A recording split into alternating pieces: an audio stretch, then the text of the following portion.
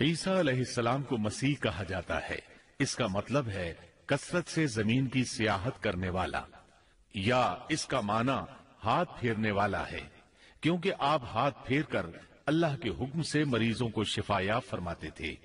آپ کی پیدائش اللہ تعالیٰ کا ایک بہت عظیم معجزہ ہے۔ اللہ تعالیٰ سورہ مریم آیات 16 تا 23 میں فرماتے ہیں، وَاذْكُرْ فِي الْكِتَابِ مَرْيَمَ، اس کتاب میں مریم کا بھی واقعہ بیان کیجیے جبکہ وہ اپنے گھر کے افراد سے الگ ہو کر ایک شرقی مکان میں آئیں اور ان لوگوں کی طرف سے پردہ کر لیا، پھر ہم نے اپنی روح کو ان کے پاس بھیجا، بس وہ ان کے سامنے پورا آدمی بن کر ظاہر ہوا۔ یہ کہنے لگی، میں تجھ سے رحمان کی پناہ مانگتی ہوں اگر تو کچھ بھی اللہ سے ڈرنے والا ہے۔ اس نے جواب دیا کہ میں تو اللہ کا بھیجا ہوا قاصد ہوں، تجھے ایک پاکیزہ لڑکا دینے آیا ہوں۔ کہنے لگی، بھلا میرے ہاں بچہ کیسے ہو سکتا ہے؟ مجھے تو کسی انسان کا ہاتھ تک نہیں لگا اور نہ میں بدکار ہوں۔ اس نے کہا، بات تو یہی ہے، لیکن تیرے پروردگار کا ارشاد ہے کہ وہ مجھ پر بہت ہی آسان ہے، ہم تو اسے لوگوں کے لیے ایک نشانی بنا دیں گے اور اپنی خاص رحمت۔ یہ تو ایک طے شدہ بات ہے۔ پس وہ حمل سے ہو گئیں اور اسی وجہ سے وہ یکسو ہو کر ایک دور کی جگہ چلی گئیں۔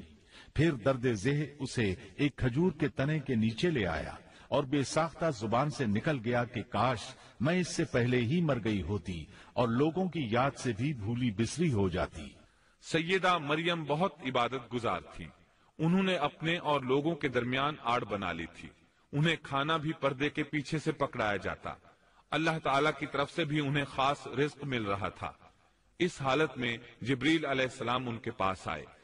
انہوں نے ان کے گریبان میں اللہ کے حکم سے پھونک ماری، اس سے انہیں حمل ٹھہر گیا۔ ولادت کا وقت آیا تو آپ لوگوں سے بہت دور یعنی بیت اللحم چلی گئیں۔ وہیں انہیں درد ذہ شروع ہوا، تب کہنے لگی، کاش میں اس سے پہلے مر جاتی۔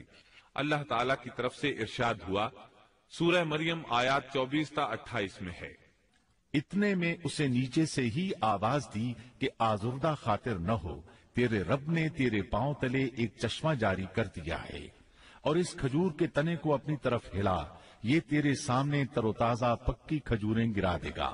اب چین سے کھا پی اور آنکھیں ٹھنڈی رکھ۔ اگر تجھے کوئی انسان نظر پڑ جائے تو کہہ دینا کہ میں نے اللہ رحمان کے نام کا روزہ مان رکھا ہے، میں آج کسی شخص سے بات نہ کروں گی۔ اب عیسیٰ کو لیے ہوئے وہ اپنی قوم کے پاس آئیں۔ سب کہنے لگے، مریم تو نے بڑی بری حرکت کی، اے ہارون کی بہن، نہ تو تیرا باپ برا آدمی تھا اور نہ تیری ماں بدکار تھی۔ یہاں ہارون سے مراد موسیٰ علیہ السلام کے بھائی ہارون علیہ السلام مراد نہیں، بلکہ مریم علیہ السلام کے ایک بھائی کا نام ہارون تھا۔ قوم کی باتیں سن کر مریم علیہ السلام خاموش رہی اور بچے کی طرف اشارہ کر دیا کہ اس سے بات کر لو۔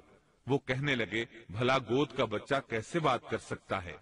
سورہ مریم آیت 29 میں ہے، بچہ بول اٹھا، میں اللہ تعالیٰ کا بندہ ہوں، اس نے مجھے کتاب عطا فرمائی اور مجھے اپنا پیغمبر بنایا ہے، اور اس نے مجھے بابرکت کیا ہے جہاں بھی میں ہوں، اور اس نے مجھے نماز اور زکوٰۃ کا حکم دیا ہے جب تک بھی میں زندہ رہوں، اور اس نے مجھے اپنی والدہ کا خدمت گزار بنایا ہے اور مجھے سرکش اور بدبخت نہیں کیا، اور مجھ پر میری پیدائش کے دن اور میری موت کے دن اور جس دن کہ میں دوبارہ زندہ کھڑا کیا جاؤں گا سلام ہی سلام ہے۔ اللہ تعالیٰ نے عیسیٰ علیہ السلام کی اس گفتگو کے بعد فرمایا، یہ ہے صحیح واقعہ عیسیٰ ابن مریم کا، یہی وہ حق بات ہے جس میں لوگ شک و شبہ میں مبتلا ہیں۔ اللہ کے لیے اولاد کا ہونا لائق نہیں، وہ تو بالکل پاک ذات ہے۔ وہ تو جب کسی کام کے سر انجام دینے کا ارادہ کرتا ہے تو اسے کہہ دیتا ہے کہ ہو جا، وہ اسی وقت ہو جاتا ہے۔ میرا اور تم سب کا پروردگار صرف اللہ ہی ہے، تم سب اسی کی عبادت کرو، یہی سیدھی راہ ہے۔ اس طرح عیسیٰ علیہ السلام کی ولادت بغیر باپ کے ہوئی۔ اس معجزے کے بعد کئی فرقے گمراہ ہوئے اور کہا کہ مریم اللہ تعالیٰ کی بیوی ہے۔ اس بات کی تردید کرتے ہوئے اللہ تعالیٰ سورۃ الجن آیت 3 میں فرماتے ہیں، بے شک وہ لوگ کافر ہو گئے جن کا قول ہے کہ مسیح ابن مریم ہی اللہ ہے، حالانکہ خود مسیح نے ان سے کہا تھا کہ اے بنی اسرائیل، اللہ ہی کی عبادت کرو جو میرا اور تمہارا سب کا رب ہے۔ یقین مانو کہ جو شخص اللہ کے ساتھ شریک ٹھہراتا ہے اللہ تعالیٰ نے اس پر جنت حرام کر دی ہے، اس کا ٹھکانہ جہنم ہی ہے، اور گناہ گاروں کی مدد کرنے والا کوئی نہ ہوگا۔ وہ لوگ بھی یقیناً کافر ہو گئے جنہوں نے کہا اللہ تین میں سے تیسرا ہے۔ دراصل اللہ تعالیٰ کے سوا کوئی معبود نہیں۔ اگر یہ لوگ اپنے اس قول سے باز نہ رہے تو ان میں سے جو کفر پر رہیں گے انہیں المناک عذاب ضرور پہنچیں گے۔ یہ لوگ اللہ تعالیٰ کی طرف کیوں نہیں جھکتے اور استغفار کیوں نہیں کرتے؟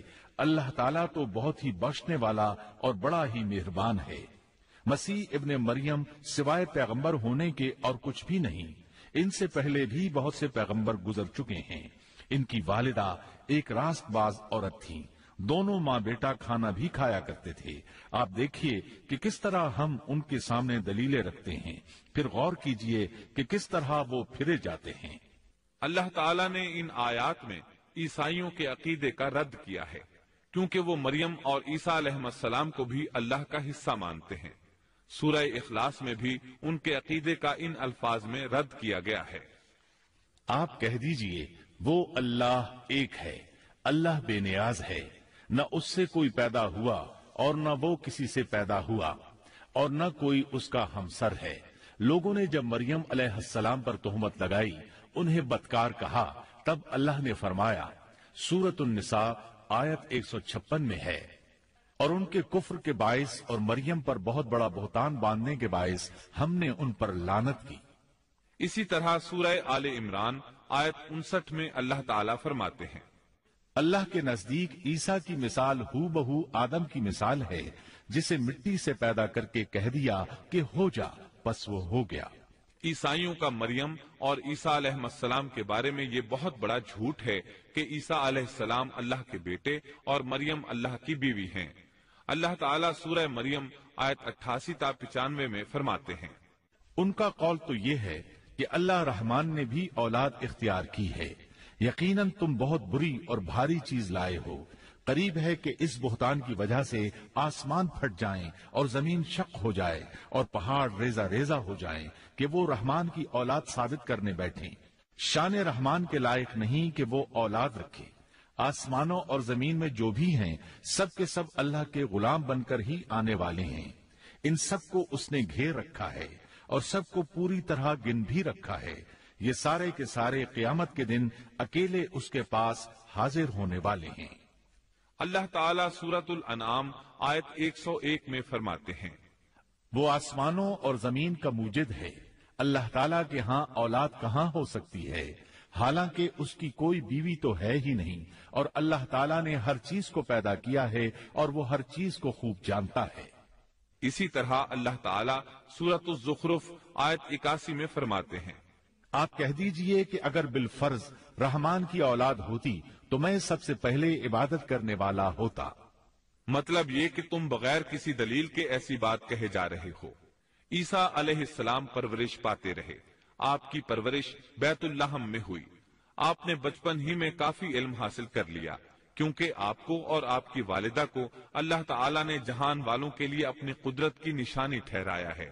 اللہ تعالیٰ سورۃ المؤمنون آیت 50 میں فرماتے ہیں، اور ہم نے ابن مریم اور ان کی والدہ کو ایک نشانی بنایا اور ان دونوں کو بلند اور صاف قرار والی اور جاری پانی والی جگہ میں پناہ دی۔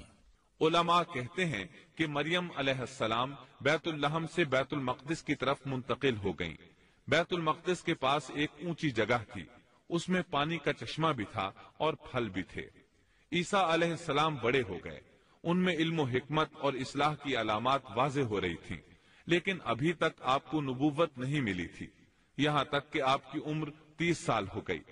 تب اللہ تعالیٰ نے آپ کو انجیل عطا فرمائی۔ اس کے بعد آپ نے اللہ کے رسول کی حیثیت سے دین کی دعوت شروع کی۔ اللہ تعالیٰ سورۃ المائدہ آیت 46 میں فرماتے ہیں، اور ہم نے ان کے پیچھے عیسیٰ ابن مریم کو بھیجا جو اپنے سے پہلے کی کتاب تورات کی تصدیق کرنے والے تھے، اور ہم نے انہیں انجیل عطا فرمائی جس میں نور اور ہدایت تھی، اور وہ اپنے سے پہلے کی کتاب تورات کی تصدیق کرتی تھی اور پرہیزگار لوگوں کے لیے سراسر ہدایت اور نصیحت تھی۔ اکثر مفسرین کا اس پر اتفاق ہے کہ عیسیٰ علیہ السلام کو 30 سال کی عمر میں انجیل عطا کی گئی، ساتھ ہی اللہ تعالیٰ نے انہیں عظیم معجزات عطا فرمائے۔ سورہ آل عمران آیت 48 اور 49 میں اللہ تعالیٰ فرماتے ہیں، اور اللہ اسے لکھنا اور حکمت اور تورات اور انجیل سکھلائے گا، اور وہ بنی اسرائیل کی طرف رسول ہوگا کہ میں تمہارے پاس تمہارے رب کی نشانی لایا ہوں۔ میں تمہارے لیے پرندے کی شکل کی طرح مٹی کا پرندہ بناتا ہوں، پھر اس میں پھونک مارتا ہوں تو وہ اللہ تعالیٰ کے حکم سے پرندہ بن جاتا ہے، اور اللہ کے حکم سے میں مادرزاد اندھے کو اور کوڑھی کو اچھا کر دیتا ہوں، اور مردے کو جلا دیتا ہوں، اور جو کچھ تم کھاؤ اور جو اپنے گھروں میں ذخیرہ کرو میں وہ تمہیں بتا دیتا ہوں۔ اس میں تمہارے لیے بہت بڑی نشانی ہے اگر تم ایماندار ہو۔ اس طرح عیسیٰ علیہ السلام بنی اسرائیل کی طرف مبعوث ہوئے۔ تمام نبی کسی خاص قوم کی طرف مبعوث ہوئے ہیں، جبکہ نبی اکرم صلی اللہ علیہ وسلم تمام انسانوں اور جنوں کے لیے رسول بنا کر بھیجے گئے۔ یہ آپ کی خصوصیات میں سے ایک امتیازی خصوصیت ہے۔ اللہ تعالیٰ نے عیسیٰ ابن مریم علیہ السلام کو عظیم معجزات عطا فرمائے۔ پیدائشی اندھا بینا ہو جاتا، کوڑھی کا کوڑھ دور ہو جاتا، برس والے کے جسم پر ہاتھ پھیر دیتے تو اس کا برس ختم ہو جاتا، مٹی کے پرندے بنا کر پھونک مارتے تو وہ اڑنے لگتے۔ لیکن سب سے بڑا معجزہ اللہ تعالیٰ نے آپ کو یہ عطا فرمایا کہ آپ نے اللہ کے حکم سے مردوں کو زندہ کیا۔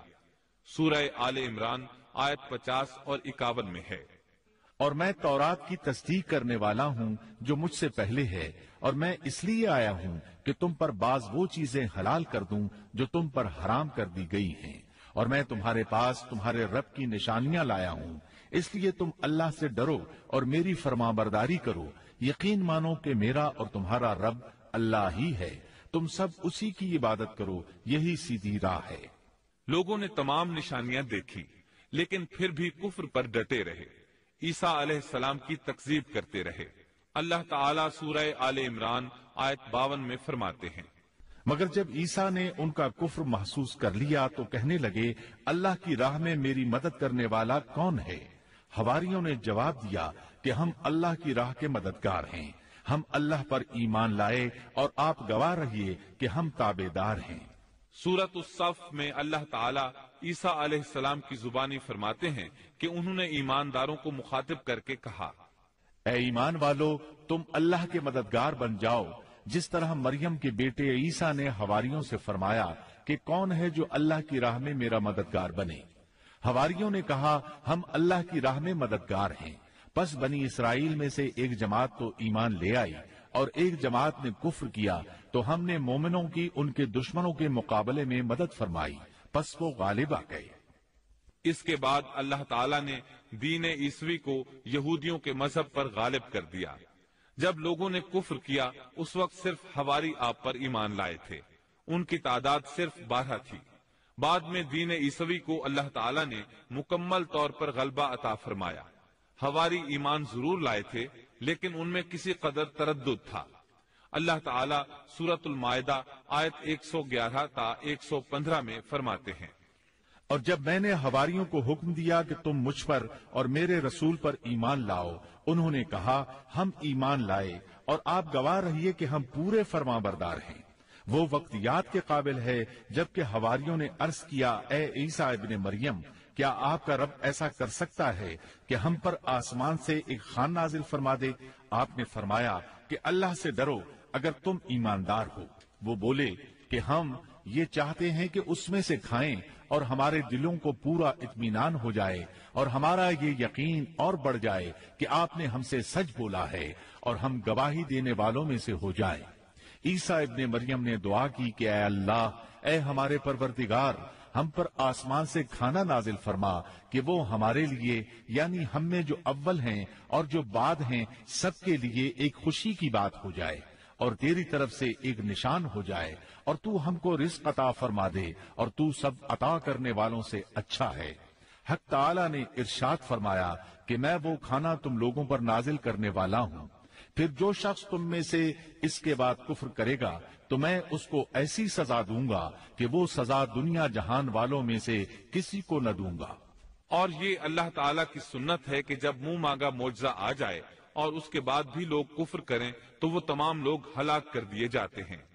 آخر کار وہ کھانا اترنے لگا، انہوں نے اس کھانے کو کھایا اور ایمان پر قائم رہے، البتہ ان میں سے ایک نے خیانت کی، اس کا ذکر آگے آئے گا۔ ان مسلسل معجزات کا لوگوں میں چرچا ہونے لگا۔ یہودی عالموں اور بادشاہوں کو اس بات کی فکر ستا رہی تھی کہ لوگ ان کی پیروی چھوڑ کر عیسیٰ ابن مریم علیہ السلام کے پیروکار بن رہے ہیں، گویا ان کی حکومت ڈگمگا رہی تھی، دنیاوی بادشاہت بھی ہاتھ سے نکل رہی تھی اور دینی امور کی قیادت سے بھی ہاتھ دھونے پڑ رہے تھے۔ یہ صورتحال دیکھ کر یہودی عالم یہودی بادشاہ کے پاس گئے، اسے عیسیٰ علیہ السلام کے بارے میں خوف زدہ کرنے لگے، کہنے لگے وہ خود کو یہود کا بادشاہ خیال کرتا ہے اور دعویٰ کر رہا ہے کہ جلد تم سے بادشاہت چھین لے گا۔ بادشاہ کو اپنی حکومت کی پڑ گئی، اس نے حکم دیا اسے سولی پر چڑھا دو۔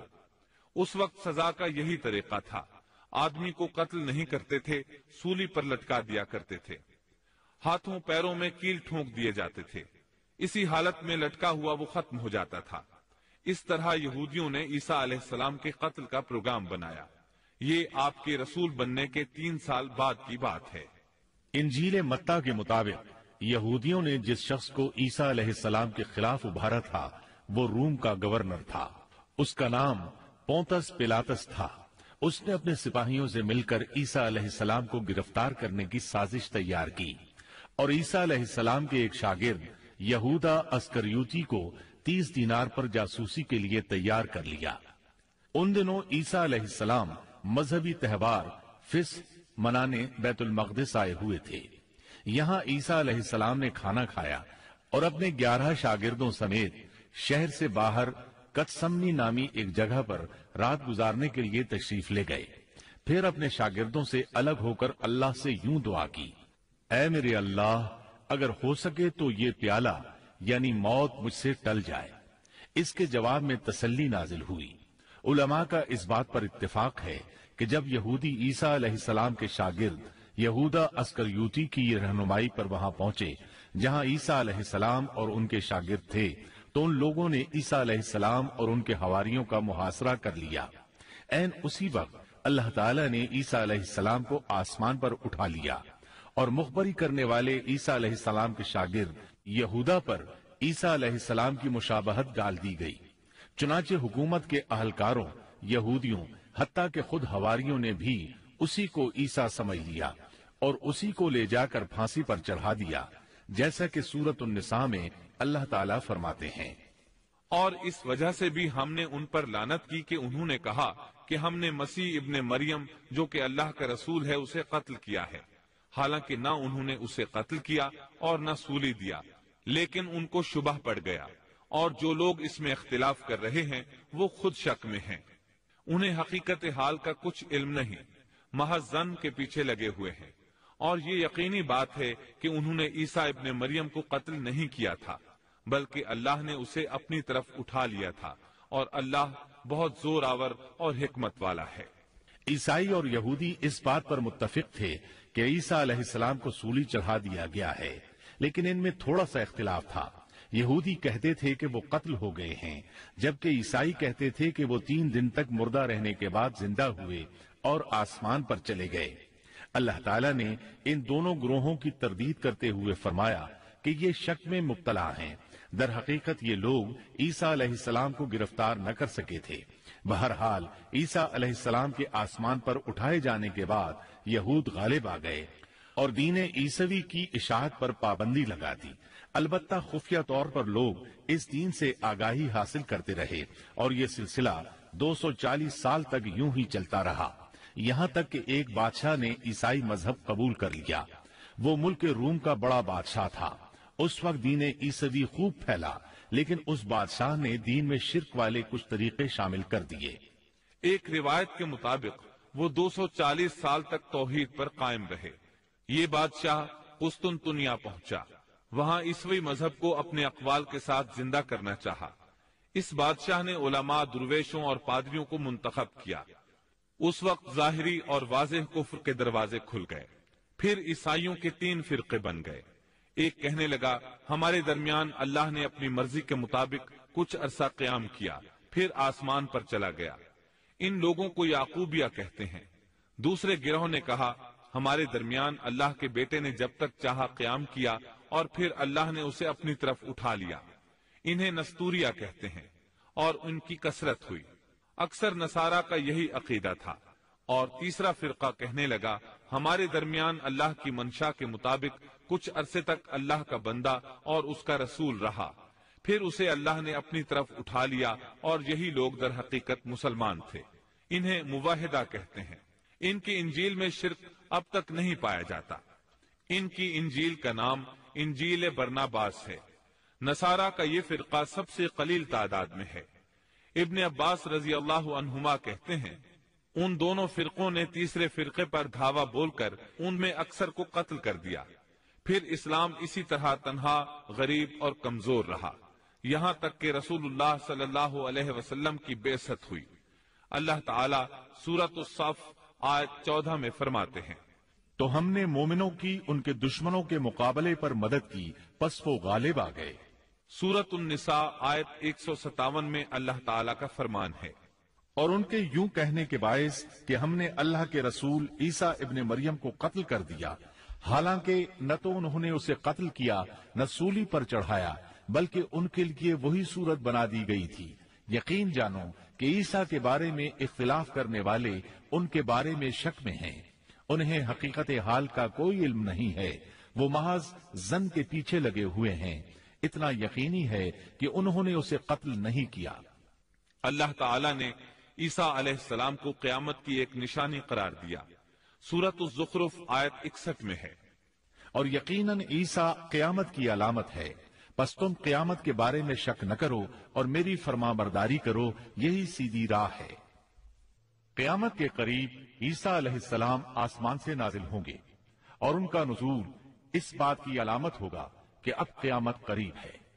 عیسیٰ علیہ السلام اور نبی کریم صلی اللہ علیہ وسلم کے درمیان اور کوئی نبی نہیں ہے، اس لحاظ سے نبی کریم صلی اللہ علیہ وسلم لوگوں سے زیادہ عیسیٰ علیہ السلام کے قریب ہیں، جیسا کہ مسند احمد کی ایک حدیث میں ہے۔ نبی اکرم صلی اللہ علیہ وسلم نے فرمایا انبیاء کرام سب ایک باپ کے بیٹے بھائی کی طرح ہیں، مائیں جدا جدا اور دین ایک ہے، اور تمام لوگوں سے زیادہ عیسیٰ کے نزدیک میں ہوں، کیونکہ میرے اور ان کے درمیان کوئی نبی نہیں ہے۔ نبی کریم صلی اللہ علیہ وسلم اور عیسیٰ علیہ السلام کی درمیانی مدت قریباً 560 سال ہے۔ آپ فرماتے ہیں وہ بہت جلد نازل ہوں گے، جب تم انہیں دیکھو گے تو پہچان لوگے۔ وہ درمیانے قد کے ہیں، ان کا چہرہ سفید اور سرخی مائل ہے، ان کے سر کے بال سیدھے ہیں، ان کے بالوں سے پانی کے قطرے گرتے محسوس ہوں گے، حالانکہ ان کا سر بالکل خشک ہوگا۔ وہ مسجد دمشق کے سفید منارے پر اتریں گے، صلیب کو توڑ دیں گے، خنزیر کو قتل کر دیں گے، جزیے کو ختم کر دیں گے، عیسائیت سمیت تمام باطل دینوں کو ختم کر دیں گے، نصرانیت کی تمام علامات مثلاً صلیب اور خنزیر کا خاتمہ کر دیں گے۔ ان کے زمانے میں تمام مذہب ختم ہو جائیں گے، صرف اسلام باقی رہ جائے گا۔ دجال کو بھی اللہ عیسیٰ علیہ السلام کے ہاتھوں قتل کرا دیں گے۔ پوری زمین پر صرف اسلام ہوگا، ساری زمین امن کا گہوارہ بن جائے گی، یہاں تک کہ بکری اور شیر مل کر زندگی بسر کریں گے، بچے سانپوں سے کھیلیں گے، کوئی کسی کو تکلیف نہیں پہنچائے گا۔ عیسیٰ علیہ السلام زمین پر 40 سال قیام کریں گے، پھر آپ کی وفات ہو جائے گی۔ مسلمان آپ کی نماز جنازہ ادا کر کے آپ کو دفن کریں گے۔ قیامت کے دن اللہ تعالیٰ ان سے فرمائیں گے، سورۃ المائدہ آیات 116 اور 117 میں ہے۔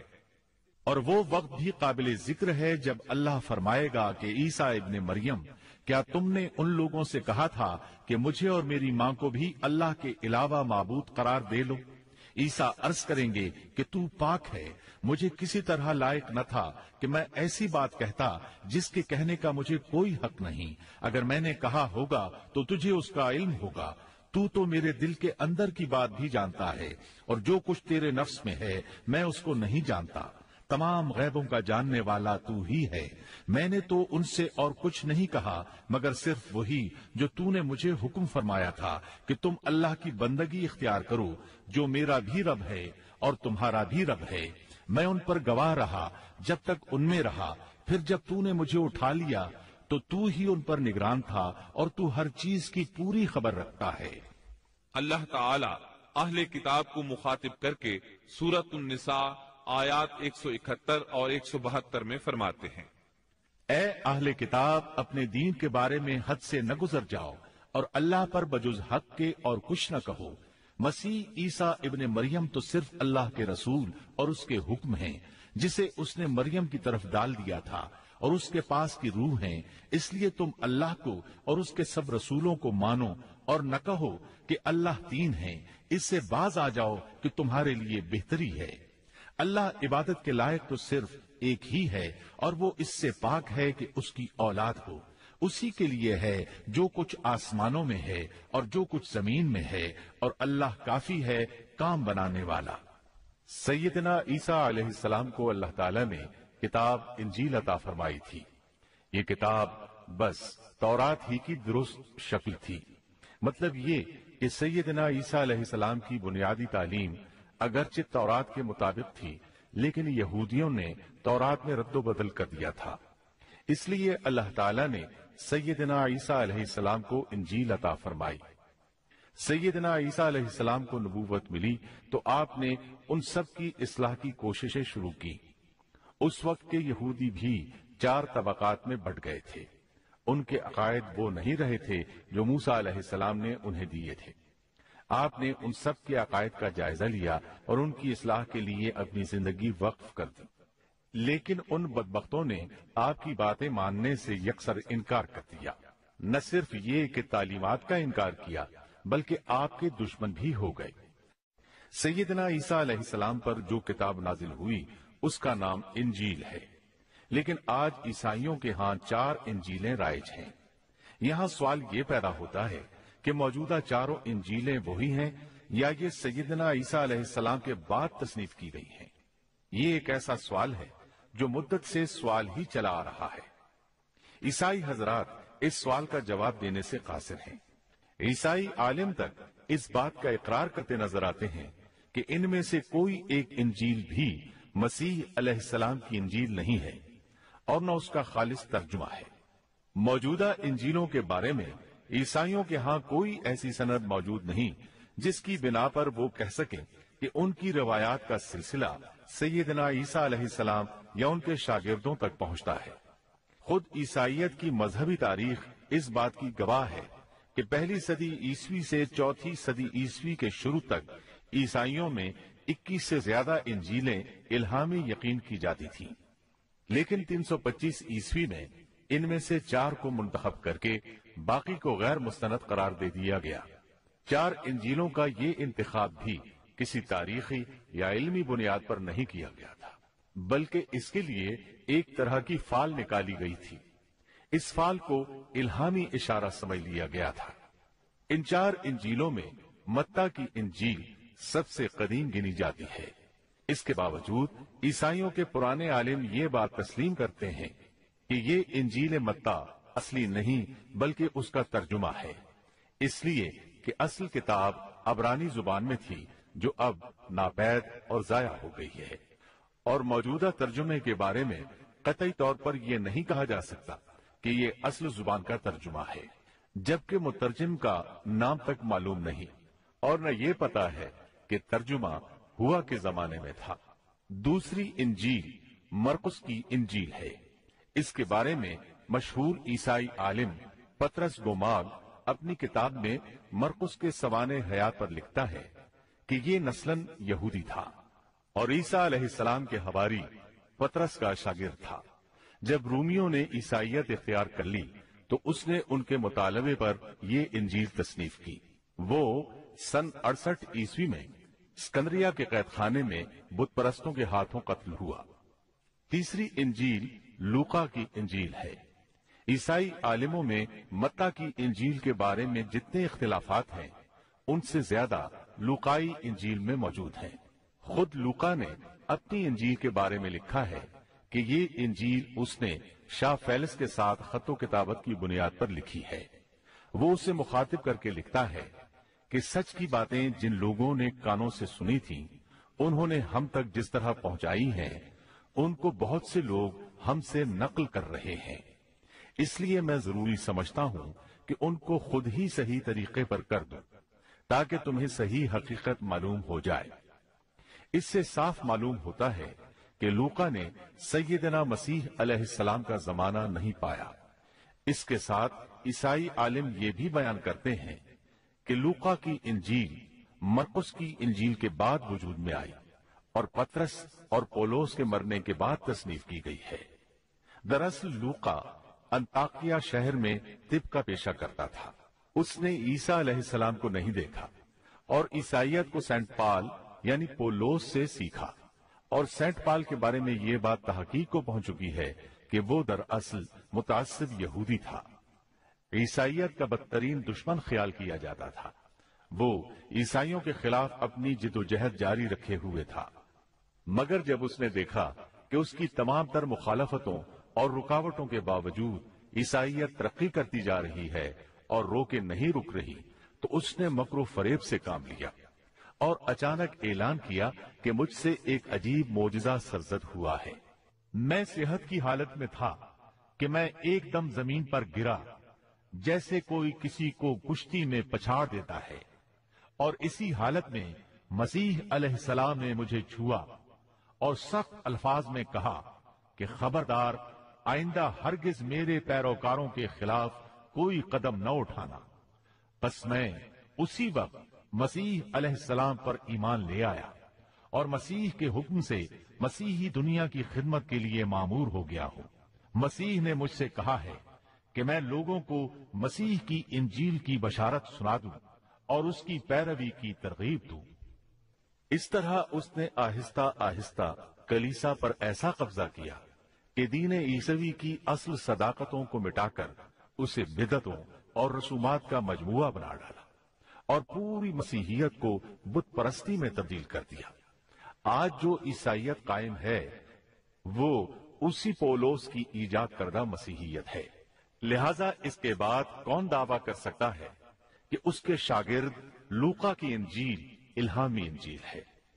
چوتھی انجیل یوحنا کی انجیل ہے۔ اس کے بارے میں عیسائیوں کا عام عقیدہ ہے کہ یہ سیدنا عیسیٰ علیہ السلام کے محبوب شاگرد یوحنا زبدی کی تالیف ہے۔ یوحنا عیسیٰ علیہ السلام کے 12 حواریوں میں سے ایک تھا۔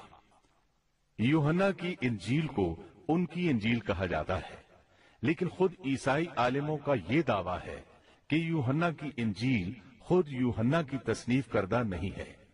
یہ تھا ان انجیلوں کا تعارف۔ اس سے ان کی حقیقت واضح ہو جاتی ہے۔ عیسیٰ علیہ السلام اللہ کے نبی، رسول اور پیغمبر ہیں۔